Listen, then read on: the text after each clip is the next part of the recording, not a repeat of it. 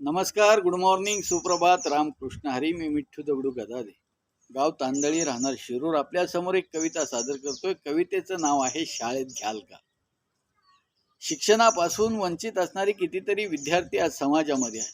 शिकण्याची जिद्द आहे, पण परिस्थितीची साथ नाही. अशा प्रतिकूल परिस्थितीमध्ये शिक्षणाविषयी अर्थ स्वरूपामध्ये हाक मारणाऱ्यांसाठी ही कविता आहे.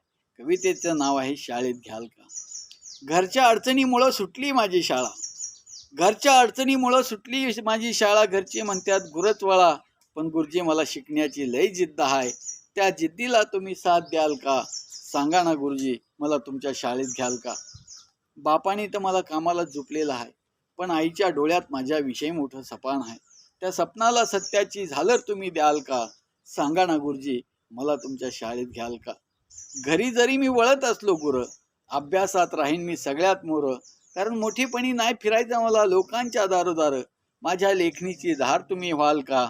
सांगा ना गुरुजी, मला तुमच्या शाळेत घ्याल का. एकच सदरा आणि एकच पाठी आहे, एकच सदरा आणि एकच पाठी आहे. घरात 18 विश्व दारिद्र्य आहे. त्यातून मी शाबासकीची थाप माझ्या पाठीवरती द्याल का.